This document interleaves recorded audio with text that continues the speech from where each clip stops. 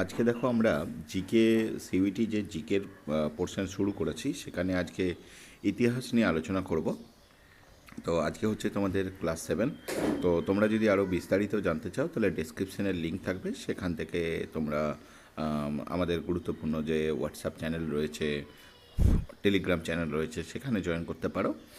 আর চলো তাহলে আমরা ইতিহাস তোমাদেরকে বলে নিই। ইতিহাস এখন আমরা ইতিহাসের টপিকগুলো আলোচনা করব। ইতিহাসের যত যাবতীয় কোয়েশ্চেন্স আমরা 3 থেকে 4টে ভিডিওর মধ্যে টোটালি কমপ্লিট করে নেব। দেন পরে আমরা ভূগোল, তারপরে পলিটি, এইভাবে টপিক ধরে ধরে এমসিকিউ কোয়েশ্চেন্সগুলো আমরা দেখব। অলরেডি আমরা এই সেটের মধ্যে পিওয়াইকিউ কোয়েশ্চেন্সগুলো আলোচনা করেছি। এরপরে আমরা কিছু গুরুত্বপূর্ণ কোয়েশ্চেন উইথ পিওয়াইকিউ আমরা নেব টপিক ওয়াইজ। প্রথম কোয়েশ্চেন যেটা বলছে, হু এক্সাভেটেড হরপ্পা সিভিলাইজেশন ইন 1921। বলছে 1921 সালে হরপ্পা সভ্যতা কে আবিষ্কার করেন?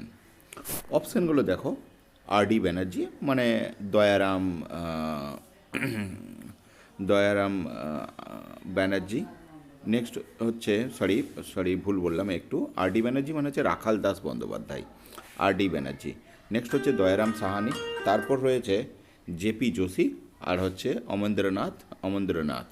তো অপশানগুলোকে যদি আমরা একটু দেখি, দেখো যদি আমরা একটু আলোচনা করি, প্রত্যেকটা কোশ্চেন একটু আলোচনা করে নেব।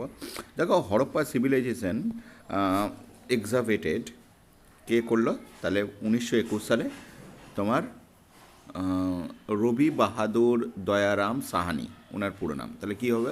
সঠিক উত্তর হয়ে যাবে 1921 সালে হরপ্পা সিভিলাইজেশন আবিষ্কার করছে দয়ারাম সাহানি। হি ওয়াজ অ্যান ইন্ডিয়ান আর্কোলজিস্ট। আর্কোলজিস্ট হচ্ছে তারা যারা ইতিহাস সংক্রান্ত বিষয় নিয়ে আলোচনা করেন, বা ইতিহাস সংক্রান্ত বিষয় নিয়ে, বিশেষ করে প্রত্নতাত্ত্বিক ইতিহাস মানে অ্যানশিয়েন্ট হিস্ট্রি নিয়ে যিনারা সুপারভিশন করেন বা এই সংক্রান্ত পুঙ্খানুপুঙ্খানু তথ্য বিশ্লেষণ করেন, তাদের আমরা অনেক ক্ষেত্রে আর্কোলজি বলে থাকি। মানে এক কথায় বলতে গেলে ইতিহাসবিদ যিনারা। বেশ, জন মার্শাল, যে এই যে archaeological survey of India, ASI এর কথা বলছি, এই যে এএসআইয়ের আন্ডারে ইনি কাজ করেছিলেন, এবং এই এএসআই আবিষ্কার করেছিলেন সুপারভিশন জন মার্শাল, প্রথম ডিরেক্টর জেনারেল ছিলেন। এবার দেখো নেক্সট পয়েন্টে বলছে, first site of civilisation. Harappa was the first site of Indus valley civilisation. এই আইবিসি মানে Indus valley civilisation. Indus valley সিভিলাইজেশনের যে প্রথম সাইট সেটা হচ্ছে তোমার হরপ্পা সভ্যতা।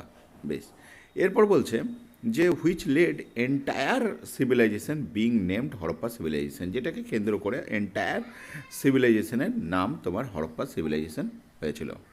তাহলে আমরা এর সঠিক উত্তর কী পেয়ে গেলাম এই কোশ্চেনটার জন্য, যে হরপ্পা সিভিলাইজেশন কে আবিষ্কার করেছে? তাহলে অপশন বি আমাদের হয়ে যাবে দয়ারাম সাহানি। আশা করছি তোমাদের কোশ্চেনটা বোঝা গেছে। আরও কিছু পয়েন্ট যদি আমরা আলোচনা করি তাহলে দেখতে পাবো যে লোকেশন কোথায় ছিল। লোকেশন আমরা দেখতে পাবো যে location and geography, it located Sahiwal district of Punjab. এইটা কিন্তু তোমাদের বারবার কোয়েশ্চেনে আসে যে এর লোকেশনটা কোথায়। তো তোমাদের বলতে হবে এটা কোথায়? পাঞ্জাব ডিস্ট্রিক্টে, পাকিস্তান। মানে এটা কিন্তু অ্যাকচুয়ালি পাকিস্তানের মধ্যে পড়ছে। বেশ, ইন দ্য লেফট অফ রবি রিভারের বাঁ দিকে পড়ছে। এখানে মেজর কী কী জিনিস পাওয়া গেছিলো হরপ্পা সভ্যতায়, এইটা কিন্তু মাস্ট ইম্পর্টেন্ট, যে কী কী মেজর ফাইন্ডিং কী কী ছিল। দেখো, 6 গ্র্যানারিজ পাওয়া গেছে in a row, stand stone পাওয়া গেছে। বেশ, স্ট্যাচু অফ হিউম্যান অ্যানাটমি, মানে মানুষের কঙ্কাল পাওয়া গেছে। স্ট্যাচু অফ মানুষের যে কঙ্কালের মূর্তি পাওয়া গেছে। বুলকার্ট কার্ড, তারপরে কপার স্কেলস, আর তোমার নিউমেরিস স্কেলস। এই কটা জিনিস গুরুত্বপূর্ণ যেগুলো পাওয়া গেছিলো ওখানে। বেশ, আরও কিছু যে এদের হরপ্পা সিভিলাইজেশনের যে আরবান প্ল্যানিংয়ের যে এভিডেন্স, সেটা সব থেকে গুরুত্বপূর্ণ ছিল এই খনন কার্যতে, যেখানে তোমার বিভিন্ন যে তাদের আরবান বলতে গেলে শহুরে যে সভ্যতার সেইটার প্যাটার্ন পাওয়া গেছে, এবং শহুরে সভ্যতার যে আরবান সাইটগুলো ছিল গ্রিড প্যাটার্নে ছিল, টাউন প্ল্যান ছিল। মানে গ্রিড প্যাটার্ন বা টাউন প্যাটার্ন বলতে তোমাকে এক কথায় বুঝতে গেলে মানে রাস্তাগুলো তাদের যেটা ছিল খুব মানে একটা উন্নত রাস্তা ছিল, মানে একটা রাস্তার সঙ্গে আর একটা রাস্তা এভাবে তোমার চলে গেছিলো, এক একটা রাস্তা মানে একটা রাস্তা এদিকে যাচ্ছে এইভাবে, আর একটা রাস্তা ঠিক এইভাবে যাচ্ছে, আর একটা রাস্তা এদিকে যাচ্ছে, মানে এটাকে আমরা গ্রিড প্যাটার্ন বলে থাকি। তো গ্রিড প্যাটার্ন টাইপের রাস্তায় এদের কিন্তু খুব ডেভেলপ, মানে যেটাকে আমরা না এক কথায় চৌরাস্তা টাইপের রাস্তা বলি না, এবং বাড়িঘরগুলো ঠিক এরকম এরকম পরপর কিন্তু ছিল। আমি একটা ম্যাপে দেখাতে পারলে খুব ভালো হতো, দেখছি আমি ম্যাপটা। বেশ, নেক্সট হচ্ছিল এদের প্রত্যেকটা বাড়িতে কী ছিল, তোমার পোড়া ইঁটের তৈরি হয়েছিল। এবার এখানে একটা প্রশ্ন থেকেই যাই, তারা কীভাবে ইঁট পুড়িয়েছিল।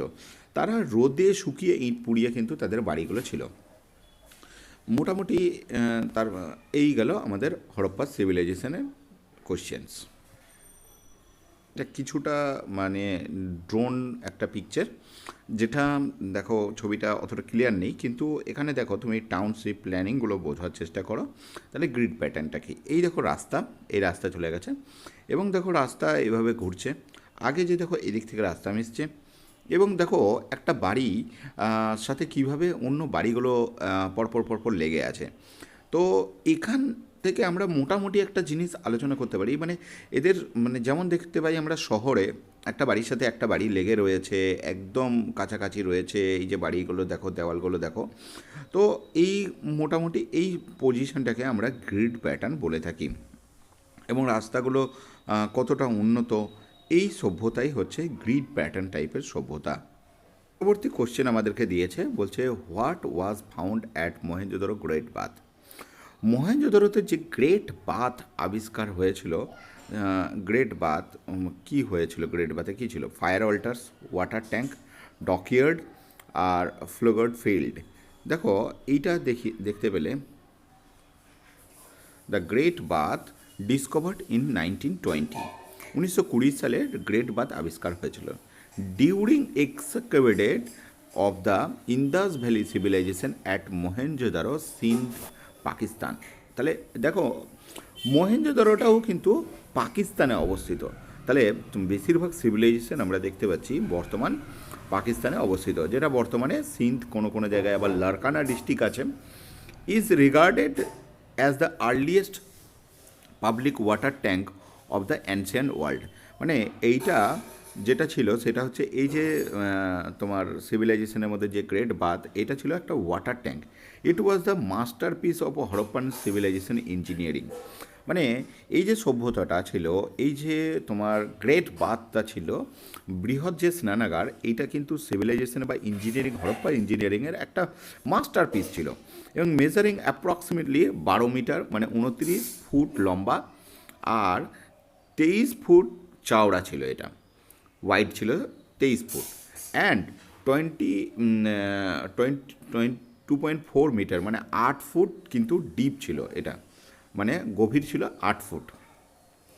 Advance water pooling technique use হয়েছিল এখানে, মানে to make the tank water লাইটের মতন সিস্টেম ছিল, এবং the floor side walls were build using finally baked bricks, মানে পোড়া ইঁটের তৈরি ছিল এই লেয়ারগুলো। এর সমস্ত কিছু খুব উন্নত ছিল। তাহলে এক কথায় আমি যদি বলতে যাই, এই কোশ্চেনের আমরা সঠিক উত্তর পেয়ে যাব। এটা গ্রেট বাথে আমরা কী পেলাম, ওয়াটার ট্যাঙ্ক পেয়ে গেলাম। ঠিক আছে, আশা করছি তোমাদের এই কোশ্চেনটা বোঝা গেছে, ওয়াটার ট্যাঙ্ক। বেশ, এরপরে দেখো আমরা এই যে এখানে যে ড্রেনেজ সিস্টেম, ওয়াটার সাপ্লাই ছিল অনেক উন্নত ছিল। The bath had decided water supply system এবং উইথ লার্জ, মানে এখানে যে ওয়াটার সিস্টেমটা ছিল সেইটাকে বোঝানো হয়েছে যে ওয়াটার সিস্টেমটা কত উন্নত, এবং রুম এবং কলোনিজগুলো একটার সাথে পুরো কানেক্টেড ছিল, এবং সেন্ট্রাল ওয়াটার পুলের সাথে কানেক্টেড ছিল, এবং লার্জ কোর্টইয়ার্ড ছিল, করিডোরস ছিল, 4 সাইড ছিল। এগুলো মোটামুটি আমরা এই সভ্যতার মধ্যে গুরুত্বপূর্ণ সভ্যতা পাই। দের রিচুয়াল বাথিং ছিল, মানে রিচুয়াল ছিল বেশ কিছু, ইউনিক আর্কিটেক্ট আমরা পাই। এরপর আমরা নেক্সট কোয়েশ্চেনে দেখব। নেক্সট কোয়েশ্চেনটা খুব গুরুত্বপূর্ণ, যে which Indus site known for dockyard. এদের মধ্যে কোন ইন্দাস ভ্যালি সাইটটা ডকইয়ার্ডের জন্য বিখ্যাত? দেখো এখানে তুমি অপশানগুলো দেখো, লোথাল, কালীবঙ্গান, হরপ্পা, ধোলাবিরা। দেখো এই কটা তোমাকে সভ্যতার মধ্যে সবথেকে গুরুত্বপূর্ণ, আমরা সভ্যতার মধ্যে যদি দেখি তাহলে দেখো এখানে এই ডকইয়ার্ড এবং ধানের চাষের জন্য কিন্তু লোথাল বিখ্যাত, এটা মাথায় রাখবে। কালীবঙ্গান, তোমার কালীবঙ্গানে যেটা পাওয়া গেছিলো, কালীবঙ্গানে তোমার ওই ব্ল্যাক ব্যাঙ্গেল পাওয়া গেছিলো। হরপ্পা সম্বন্ধে আলোচনা করলাম, ধোলাবিরা সম্বন্ধে একটু পরে আলোচনা করছি তোমাদের সঙ্গে। তার আগে আমরা এই কোশ্চেনের ডেসক্রিপশনটা দেখে নিই। দেখো, Indus valley site known for dockyard of Lothal. দেখো এখানে মানে এই লোথাল হচ্ছে তোমার লোকেটেড হচ্ছে, মনে রাখবে, গুজরাটে।